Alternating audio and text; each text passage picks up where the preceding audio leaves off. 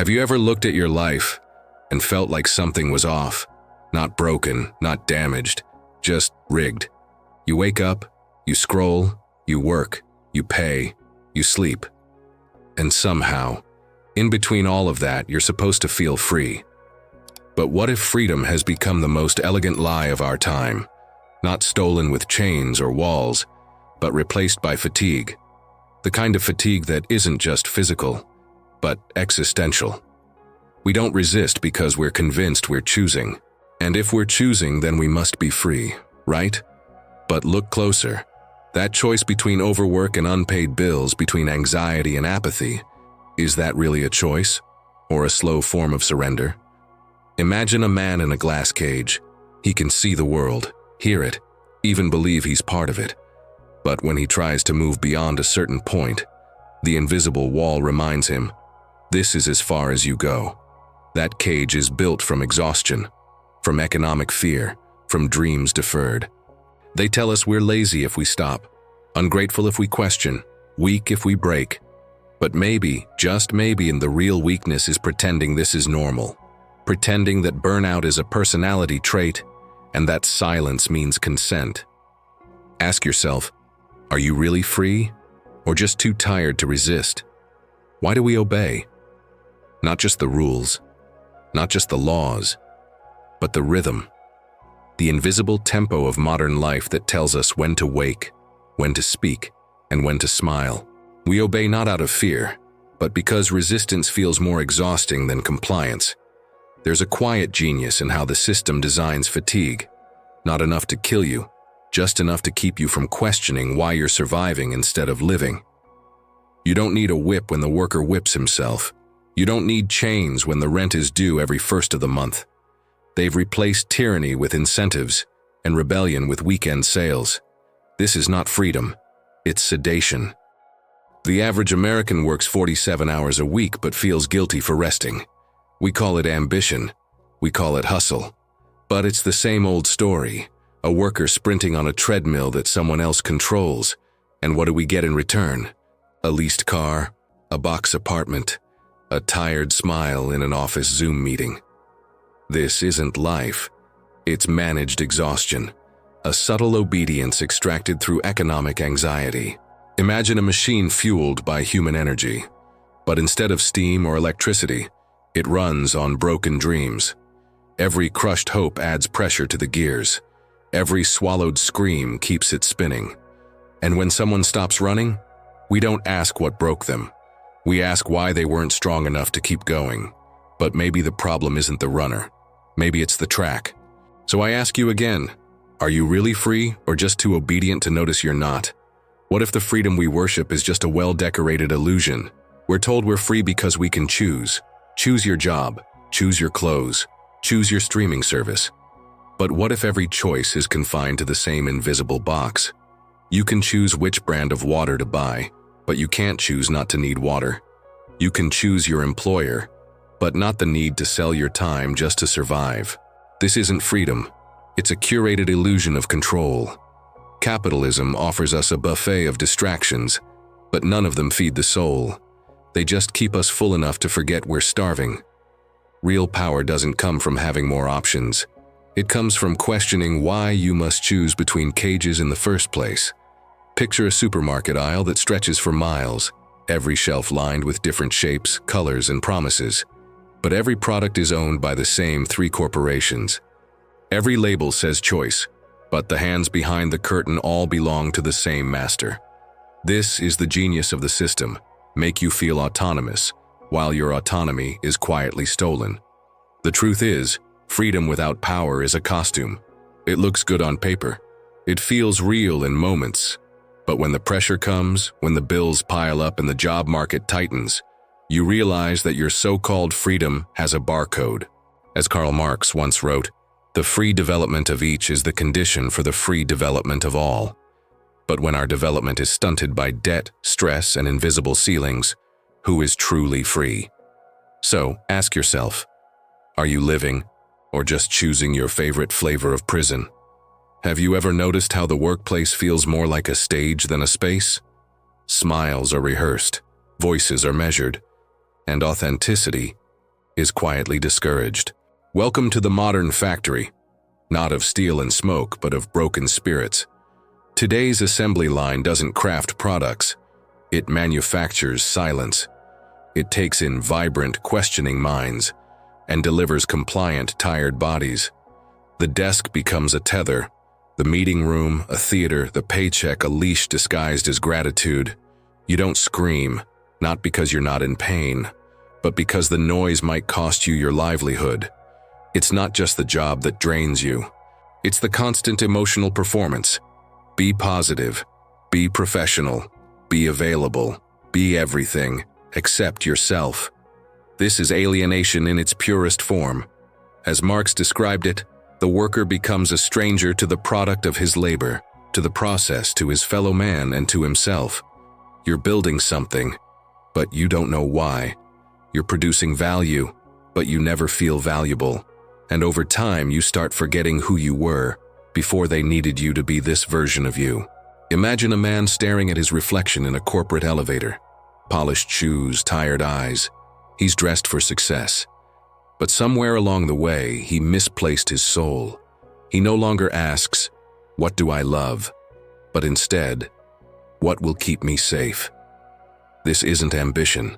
It's survival under the illusion of progress. So again, I ask, are you living your life or just renting your body to keep your fears quiet? What does it mean to owe, not just money, but your future? They hand us dreams on credit, a degree, a home, a car, and with it, a promise. Do the right thing and you'll be rewarded. But what they don't tell you is that the promise is interest-bearing, and the price isn't just financial, it's existential.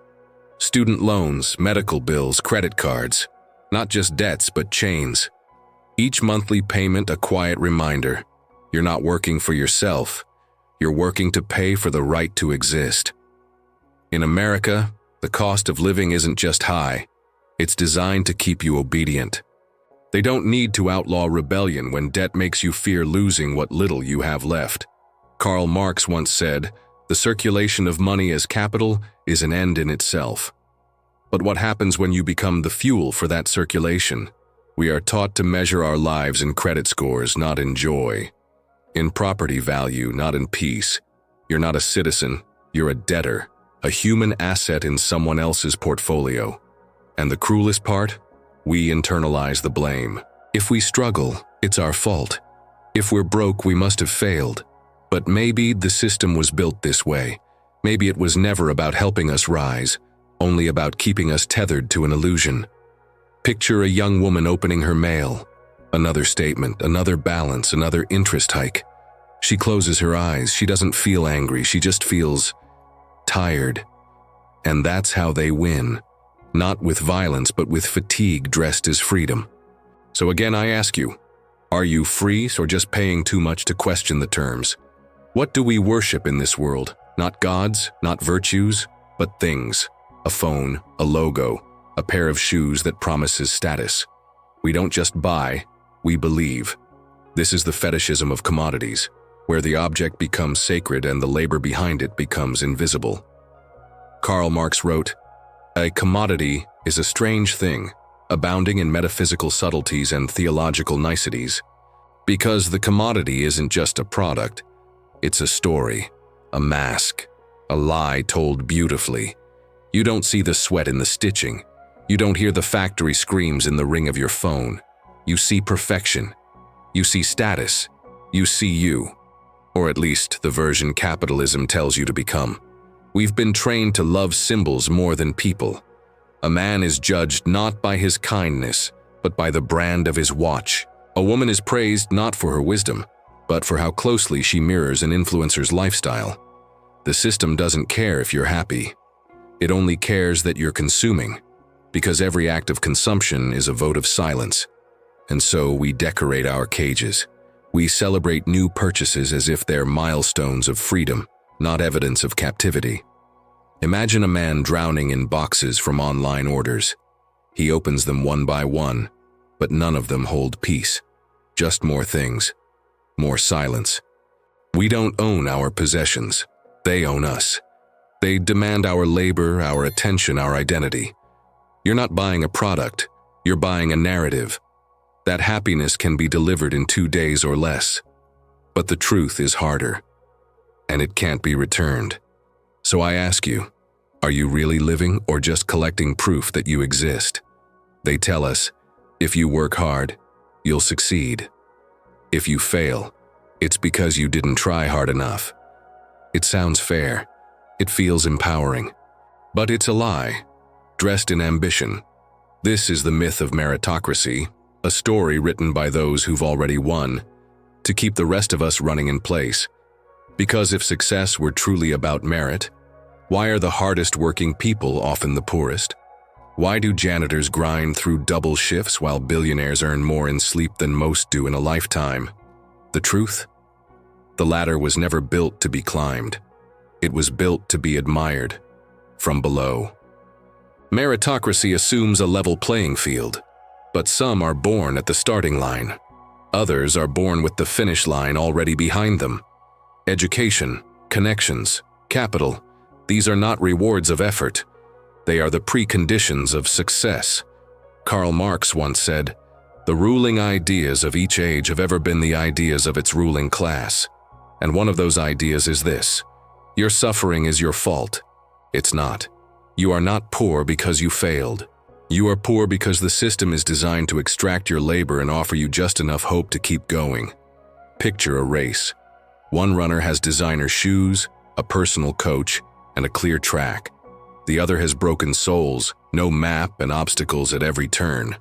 And when the first one wins, we say, "He earned it."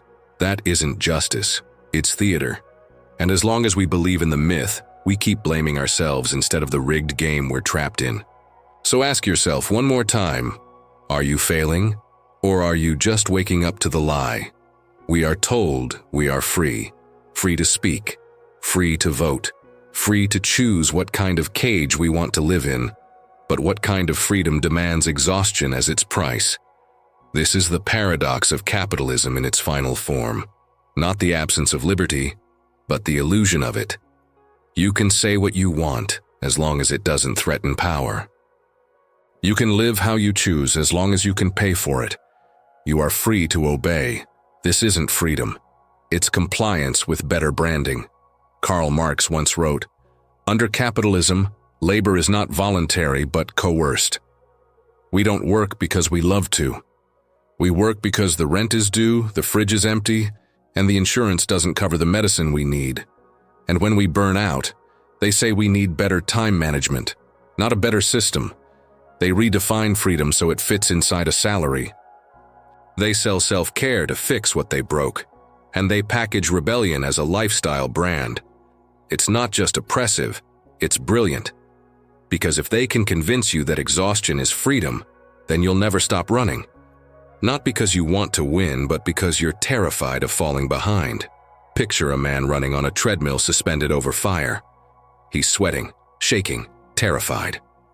Below him, poverty, shame, invisibility.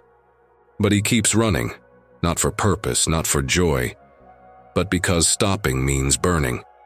That's what they call freedom today. So I'll ask you one last time. Are you really free? Or just too tired to remember what freedom ever felt like? Maybe you felt it, that quiet ache, that whisper in the back of your mind telling you something's off. Even when everything looks fine on paper. You've done what they told you. You followed the script, worked hard, stayed quiet, smiled when it hurt, and still, you feel hollow.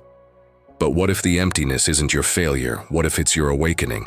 What if the system was never broken, but was built to break you? We are not machines.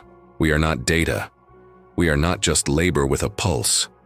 You are not lazy. You are exhausted from surviving a system that extracts your energy and repackages your dreams as products. The truth is, you've been resisting all along. Every time you asked, "Is this it?" Every time you cried after work. Every time you dared to rest, you were resisting. And now, maybe it's time to remember that fire inside you, the one they tried to dim with deadlines and distractions. As Marx said, The philosophers have only interpreted the world in various ways. The point, however, is to change it. So let's stop calling this normal. Let's stop apologizing for our exhaustion. Let's start seeing through the illusion and reclaiming what they told us was lost.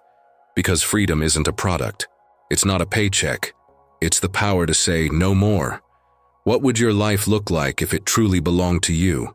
Who could you become if you stopped surviving and started living? If this video helped you see the world more clearly, consider supporting the channel with a super thanks. Your support helps keep this work alive. And if you're ready to go deeper, subscribe and meet me in the next video. The awakening has just begun.